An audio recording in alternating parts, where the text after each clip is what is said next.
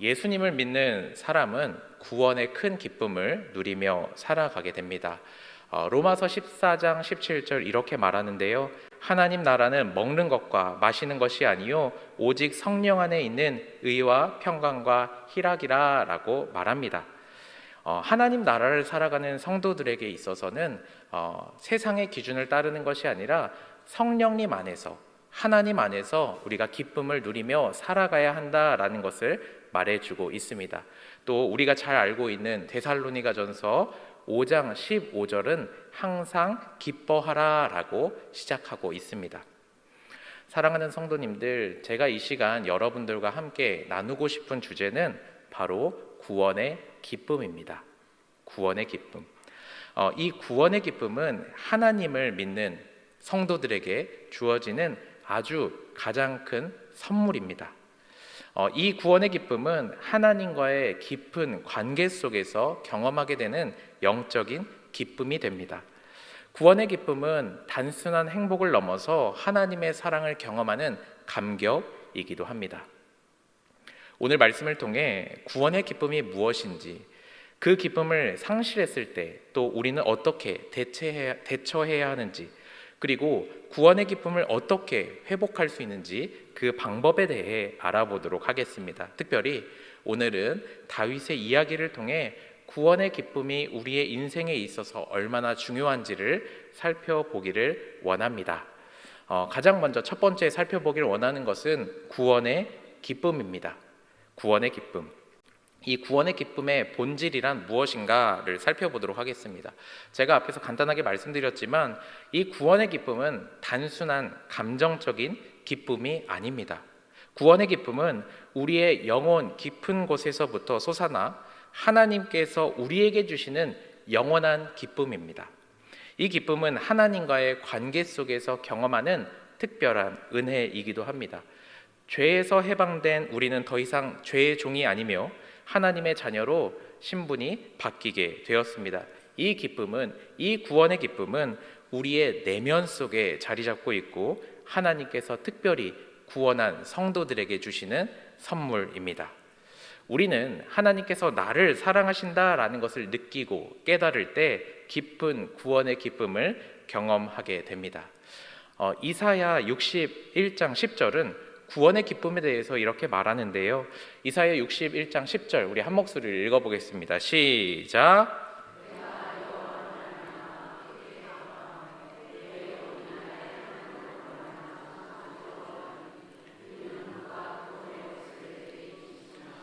공의의 겉옷을 내게 더하심이 신랑이 사모를 쓰고 신부가 자기 보석으로 단정하게 등가하였습니다. 아멘.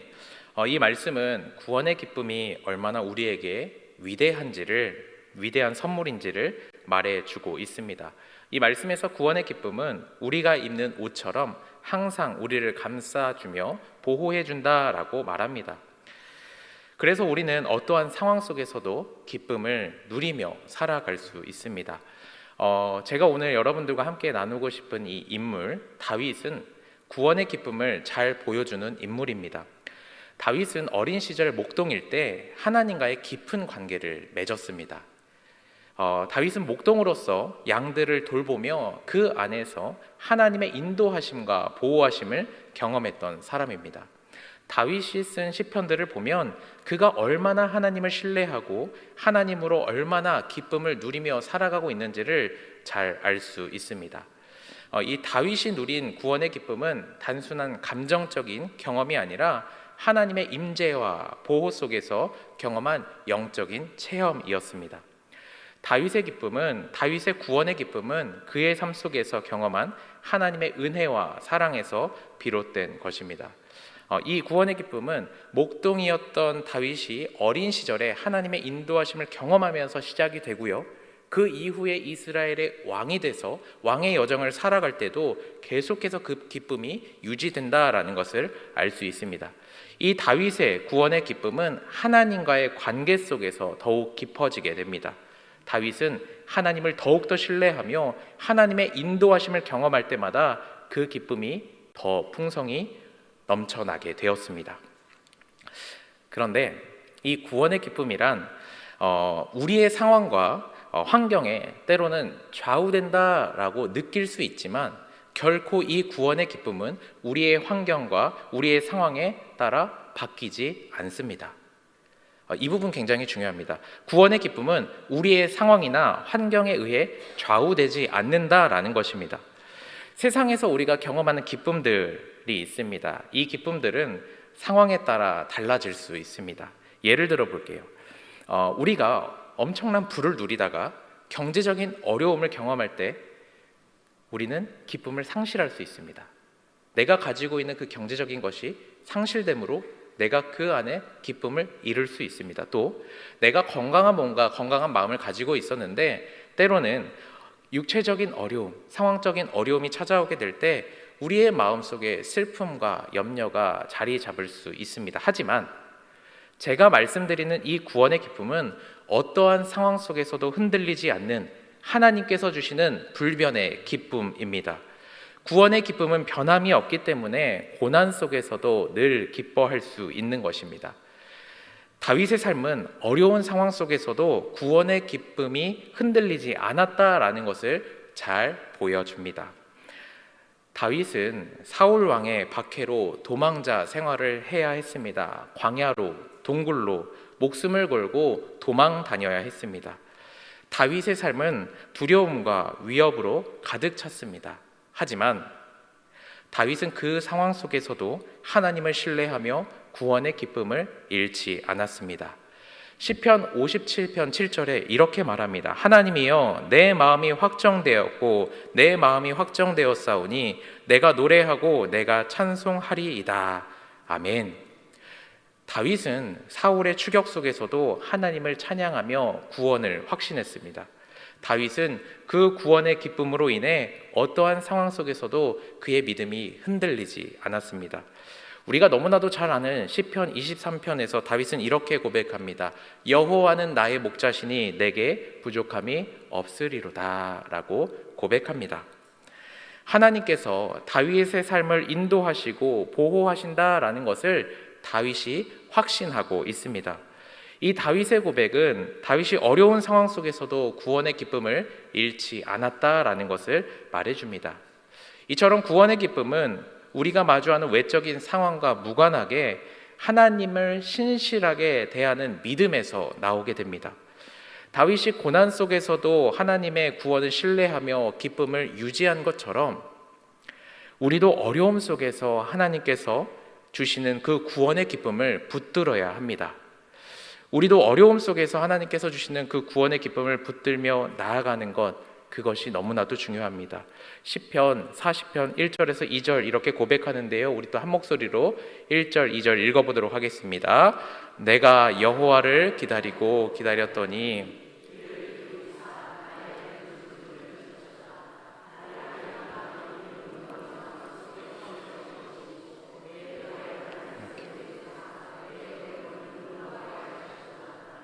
아멘.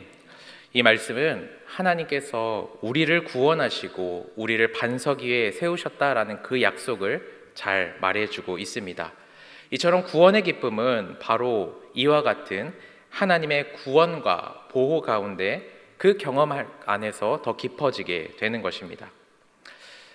이와 같은 다윗의 고백은 우리에게 큰 도전을 줍니다. 우리도 다윗처럼 하나님께 나의 삶을 맡기고 하나님께서 주시는 구원을 경험할 때 진정한 기쁨을 누릴 수 있게 되는 것입니다. 성도님들, 이 구원의 기쁨은 결코 일시적인 것이 아닙니다. 우리 성도님들에게 하나님께서 주셨던 그 영원한 생명과 함께 주신 구원의 기쁨은 결코 변하지 않습니다. 자, 두 번째로 이어서 살펴보기를 원하는 것은 구원의 기쁨의 상실입니다. 우리는 때로는 이 영원한 불변한 구원의 기쁨을 누리지 못하며 살아갈 때가 있습니다. 시편 51편 12절에서 다윗은 주의 구원의 즐거움을 내게 회복시켜 주시고 라고 기도합니다. 다윗이 이와 같이 기도한 이유가 무엇일까요? 주의 구원의 즐거움을 내게 회복시켜 주세요. 이 기도는 다윗이 지금 이 상황 속에서, 이 마주하는 어떠한 특별한 상황 속에서 구원의 기쁨을 잃어버렸다라는 것을 말하고 있습니다. 그렇다면 다윗이 이 구원의 기쁨을 잃어버리게 된 이유는 무엇이었을까요? 바로 죄 때문입니다. 다윗은 밧세바와의 그 죄로 인해서 구원의 기쁨을 잃어버렸습니다. 다윗은 우리아의 아내 밧세바와 간음하는 큰 죄를 범했습니다. 이 죄는 하나님과의 관계를 파괴하고 다윗이 깊은 영적 침체에 빠지게 했습니다. 다윗은 죄의 무게로 인해서 평안을 잃어버리고 영적인 고통 속에서 헤매이게 되었습니다. 시편 51편, 다윗이 죄로 인해 겪은 고통과 슬픔이 가득 담겨져 있습니다. 죄는 다윗을 하나님과의 친밀함에서 멀어지게 하고 영혼의 깊은 어둠 속에 빠지게 했습니다.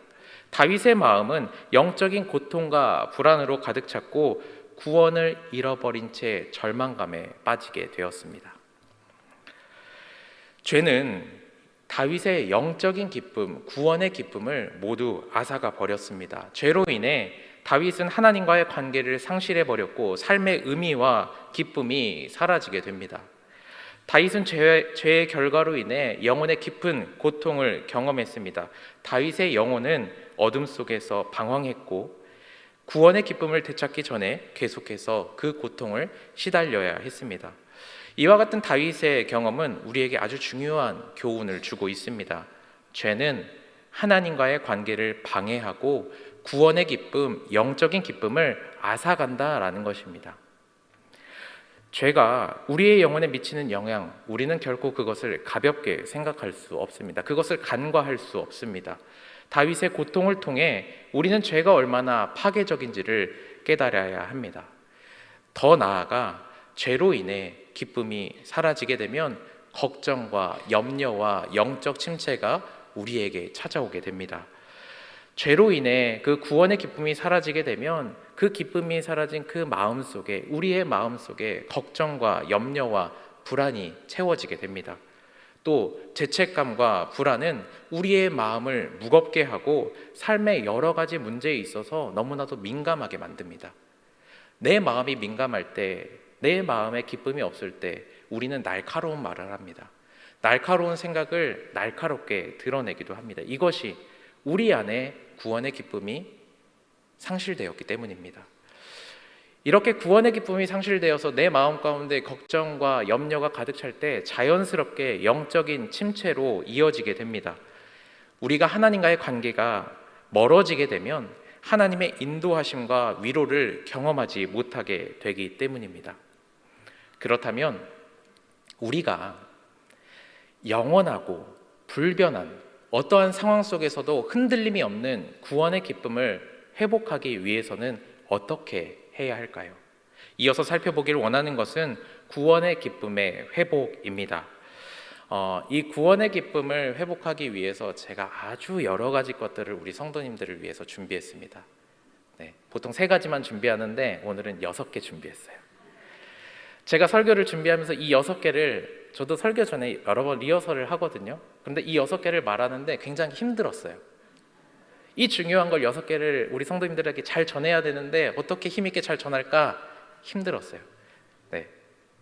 이 시간 힘을 내서 한번 이 6가지를, 구원의 기쁨을 회복하는 6가지를 우리 성도님들에게 말씀드리겠습니다. 그때 우리 성도님들 내가 구원의 기쁨을 누리고자 하는 마음으로 잘 들어주시기를 바랍니다. 구원의 기쁨을 회복하기 위해서 첫 번째 중요한 것은 우리가 죄를 진실되게 고백하고 회개하는 것입니다. 우리가 정말로 진심으로 진실되게 회개하며 나아갈 때 하나님께서는 우리에게 용서를 허락하여 주시고 다시 회복해 하여 주실 것입니다. 다윗은 자신의 죄를 깊이 깨닫고 하나님께 회개했습니다. 시편 51편에서 그는 나의 죄악을 씻어주소서라고 간구했습니다. 나의 죄를 씻어주소서, 나의 죄를 깨끗게 하여 주시옵소서라고 다윗은 회개했습니다. 다윗은 죄로 인해 잃어버린 구원의 기쁨을 회복하기 위해서 하나님께 돌아가기를 간절히 원했습니다. 다윗의 회개는 단순한 감정적인 반응이 아니었습니다. 그것은 다윗의 회개는 하나님과의 관계를 다시 회복시키고자 하는 진심 어린 노력이었습니다. 우리는 이 다윗의 기도를 통해 굉장히 중요한 교훈을 얻을 수 있습니다. 회개는 단순히 우리의 죄를 인정하는 것에서 그치는 것이 아니라 회개는 죄로 인해 하나님과의 관계를 회복하는 것이며 하나님과의 깊은 문제를 깨닫게 된다라는 것이, 다시 한번 말씀드리겠습니다. 회개는 죄로 인해 하나님과의 관계에 문제가 있다라는 것을 깊이 깨닫는 것이고, 두 번째, 그 관계를 회복하려고 하는 것이다라는 말입니다. 다윗은 자신의 죄가 하나님과의 그 깊은 관계를 파괴했다라는 것을 깨닫고 그 관계를 다시 회복하기 위해서 전심으로 회개하며 기도했습니다. 우리도 하나님 앞에 나아가 우리의 죄를 솔직하게 고백하고 하나님에게 용서를 구해야 합니다. 죄로 인해 하나님과의 관계가 문제가 있다라는 것을 우리가 깨달아야 하고, 그리고 하나님과의 그 문제 있는 관계를 회복하고자 결단해야 한다라는 것입니다. 하나님께서는 우리 성도님들께서 회개하고자 하는 마음, 하나님과의 관계를 다시 세우고자 하는 그러한 마음으로 기도하며 나아갈 때 하나님께서는 우리의 기도를 들어주시고 하나님께서 우리의 관계를 다시 회복시켜 주실 줄 믿습니다. 하나님께서 우리의 마음을 다시 구원의 기쁨으로 풍성하게 넘치게 하실 줄 믿습니다. 두 번째, 구원의 기쁨을 회복하는 것은 하나님의 말씀에 깊이 잠기고 묵상하는 것입니다. 하나님의 말씀은 우리의 영혼을 새롭게 합니다. 잃어버렸던 기쁨을 회복하는 데 굉장히 중요한 역할을 말씀이 해주고 있습니다. 베드로의 이야기가 이 점을 잘 얘기해주고 있는데요. 베드로는 예수님을 3번 부인했던 사람이었습니다. 예수님을 부인하는 그 죄로 인해서 베드로의 마음에는 기쁨이 있을 수 없었습니다. 죄로 인해서 기뻐할 수 없었던 것이죠. 죄로 인해서 기뻐할 수 없었던 그 베드로의 마음에는 죄책감과 슬픔이 가득했습니다. 베드로는 예수님을 배신했다라는 그러한 죄책감으로 인해 구원의 기쁨을 상실했던 사람입니다. 하지만 예수님께서 부활하신 후에 베드로에게 찾아와 주셔서 베드로에게 말씀해 주시고 그 말씀을 통해 회복시켜 주셨습니다. 요한복음 21장에서 예수님은 베드로에게 3번이나 묻습니다. 베드로야, 너가 나를 사랑하느냐? 너가 정말로 나를 사랑하느냐? 정말로 너가 나를 사랑하느냐? 성도님들, 예수님께서 베드로에게 이렇게 물으시는 것은 어떠한 의미일까요? 이제는 근심하지 말고 내가 너를 사랑하니 너도 나를 사랑한다 고백하기를 원한다라는 것입니다. 이전에 구원의 기쁨을 잃어버리고 그의 안에 죄책감과 슬픔이 있었는데 주님께서 찾아와 주시고 말씀해 주실 때 이제는 그 안에 기쁨이 넘칠 것이다 라고 말씀해 주고 계시는 것입니다. 이 질문을 통해, 이 말씀을 통해 예수님은 베드로에게 다시 한번 양떼를 먹이라는 복음을 전하라는 사명을 주셨습니다. 그리고 그의 죄책감을 덜어주시며 그의 마음 안에 기쁨이 차고 넘치게 해주신 것입니다. 이 과정에서 베드로는 예수님의 말씀을 통해 내가 나를 사랑하느냐, 이 말씀을 통해 자신의 연약함을 인정하고 회복의 기쁨을 경험하게 되었습니다.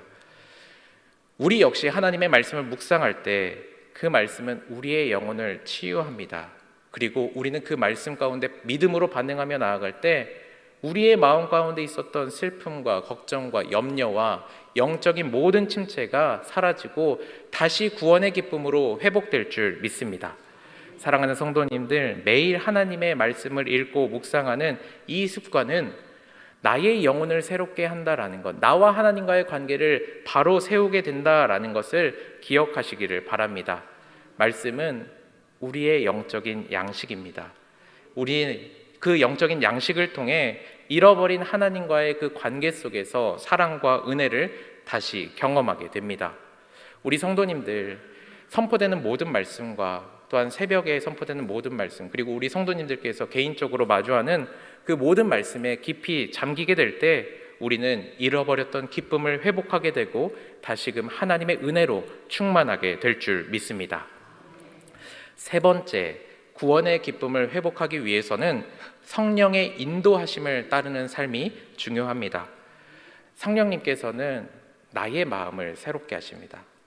성령님께서는 우리 성도님들의 마음을 새롭게 하십니다. 그뿐만 아니라 우리의 마음 속에 구원의 기쁨을 다시 충만하게 해주시는 분이십니다. 베드로는 예수님과 회복된 관계 속에서 성령 충만함을 받았습니다. 오순절날 베드로는 성령의 능력으로 담대하게 복음을 전하며 많은 사람에게 구원의 기쁨을 전할 수 있었습니다. 이처럼 성령님은 우리를 진리로 인도하시며 하나님과의 관계 속에서 느끼는 그 기쁨을 더욱더 깊게 해 주십니다. 우리 성도님들께서 이 성령의 인도하심에 민감하게 반응하며 나아가실 때 우리는 하나님의 뜻을 더 분명하게 깨닫게 됩니다.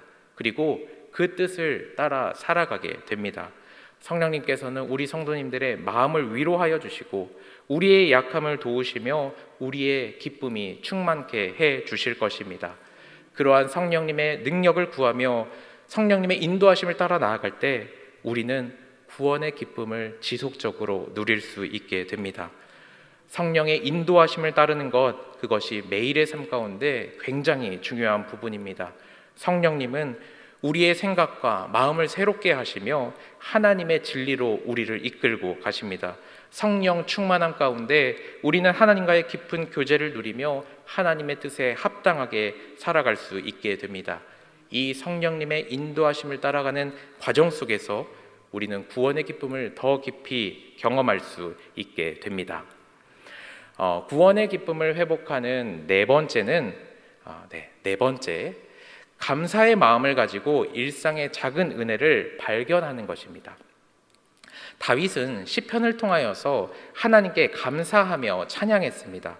감사는 구원의 기쁨을 유지하는 데 중요한 역할을 합니다.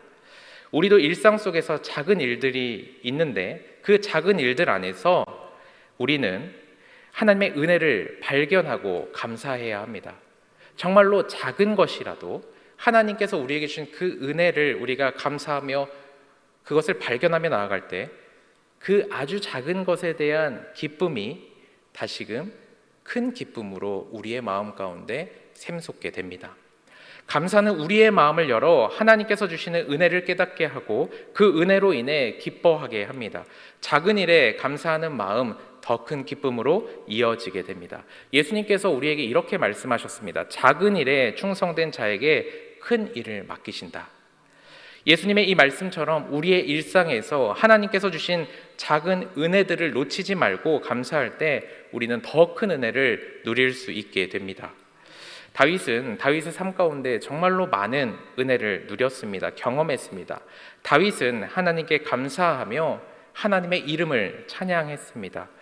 우리 역시 감사의 마음을 가지며 나아갈 때 우리의 영혼이 하나님께 더 가까이 다가가고 구원의 기쁨이 우리 안에 샘솟게 될 것입니다. 이처럼 감사는 우리의 삶을 더욱 풍성하게 하고 하나님의 은혜를 더 깊이 깨닫게 하는 중요한 열쇠가 됩니다.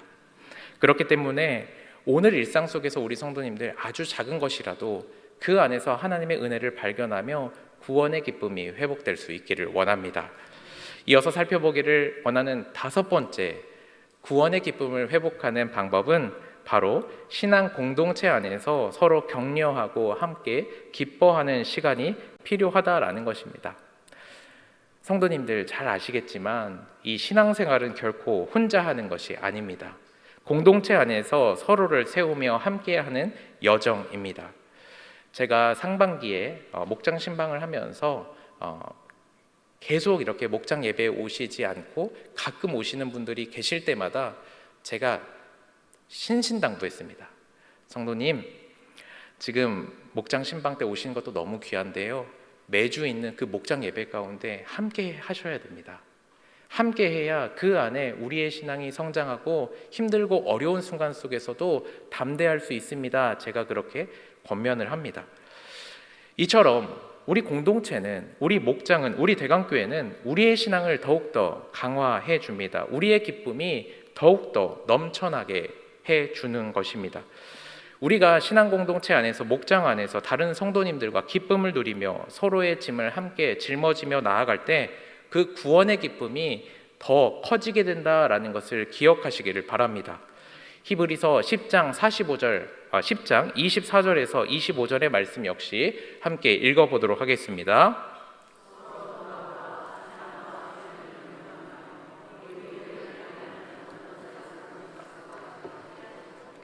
직분하여 그날이 가까움을 볼수록 더욱 그리하자. 아멘. 공동체 안에서 우리는 신앙을 격려하며 구원의 기쁨을 나누는 그 은혜를 경험할 수 있게 됩니다. 때로는 다른 성도들의 나눔을 통하여서 우리가 잃어버린 기쁨을 회복할 수 있습니다. 신앙 공동체 안에서 나누는 기쁨은 굉장히 큰 강력한 힘이 있습니다. 우리는 그 기쁨을 통하여서, 그 능력을 통하여서 우리의 신앙이 더욱더 풍성하게 된다라는 것을 경험할 수 있습니다. 이처럼 공동체 안에서 서로 격려하며 함께 기쁨을 나눌 때 우리는 하나님께서 주시는 그 구원의 기쁨을 더욱더 깊이 경험할 수 있습니다. 마지막으로 여섯 번째입니다. 구원의 기쁨을 회복할 수 있는 방법은 믿음과 인내를 가지고 하나님을 기다리는 것입니다. 다윗은 시편 40편 1절에서 이렇게 말합니다. 제가 말씀드리겠습니다. 내가 여호와를 기다렸더니 귀를 기울이사 나의 부르짖음을 들으셨도다. 아멘. 다윗이 이렇게 고백합니다. 기다렸더니 하나님께서 나의 부르짖음을 들으셨다라는 것입니다. 베드로 역시 예수님과의 그 관계가 회복되기까지 인내하며 기다려야 했습니다. 사랑하는 성도님들의 그 구원의 기쁨이 회복되는데 어쩌면 조금의 시간이, 조금의 과정이 필요할 수 있습니다. 하지만 우리가 이때 꼭 기억해야 하는 것은 하나님은 결코 우리 성도님들을 버리시지 아니하시고 반드시 우리의 마음 가운데 구원의 기쁨을 회복시켜 주신다라는 것입니다. 성도님들, 믿음은 하나님께서 우리의 삶 속에서 역사하실 것을 확신하는 것입니다. 다시 말씀드립니다. 믿음은 하나님께서 나의 삶 속에서 역사하실 것을 확신하는 것이 믿음입니다. 그리고 인내는 하나님의 때를 기다리는 것입니다. 이렇게 우리가 믿음과 인내를 가지며 나아갈 때 하나님께서는 이 과정을 통하여서 하나님의 신실함을 우리가 경험케 하여 주시고 우리의 신앙을 더욱더 깊고 견고하게, 또한 우리의 신앙 가운데 구원의 기쁨이 차고 넘치게 하여 주실 것입니다.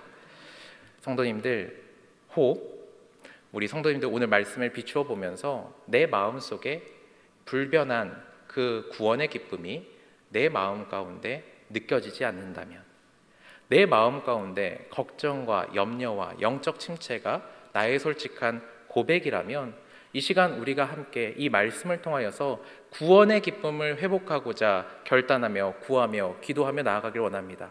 그리고 이 과정 속에서 구원의 기쁨이 완전히 회복되기까지 기다리면서 우리가 더 하나님을 믿음으로 나아가고 하나님의 때를 기다리며 인내하며 나아갈 때 우리 모든 대강교회 성도님들의 마음 가운데 구원의 기쁨이 차고 넘치게 하여 주실 것입니다. 말씀을 마치도록 하겠습니다. 사랑하는 성도님들, 오늘 저는 여러분들과 구원의 기쁨에 대해 깊이 묵상했습니다. 이 기쁨은 우리의 마음을 채우는 하나님의 선물입니다. 또 우리의 영혼을 새롭게 하는 하나님의 능력입니다. 다윗의 삶 속에서 우리는 구원의 기쁨이 어떻게 상실될 수 있으며 어떻게 이 구원의 기쁨이 다시 회복될 수 있는지를 살펴보았습니다. 때로는 우리가 죄로 인해서 그 구원의 기쁨을 느끼지 못하고 누리지 못할 때가 있지만 언제나 어디서나 어떠한 상황 속에서도 우리 사랑하는 성도님들 하나님께서 기다리고 계신다라는 것을 신뢰하기를 원합니다. 내 마음이 지금 기쁨이 넘치지는 않지만 하나님께서 분명히 내 안에 구원의 기쁨을 부어주시기를 원하신다라는 것을 신뢰하며 나아갈 수 있기를 원합니다. 하나님께서는 그 누구보다 우리 성도님들 한 분 한 분을 사랑하십니다. 그래서 우리가 하나님과의 깊은 관계 속에서 기쁨을 누릴 수 있기를 원하신다라는 것을 기억하며 나아가기를 원합니다. 죄가 있다면 회개함으로, 또한 우리가 말씀에 귀를 기울임으로 하나님께서는 우리의 영혼을 회복시켜 주시고 잃어버렸던, 또한 느끼지 못했던 그 기쁨을 풍성하게, 분명하게 날마다 느끼게 하여 주실 것을 신뢰하며 나아가길 원합니다. 이제 우리는 이 구원의 기쁨을 우리의 마음 가운데 새기며 우리의 삶 가운데 그 구원의 기쁨을 풍성하게 누리며 나아가기를 원합니다.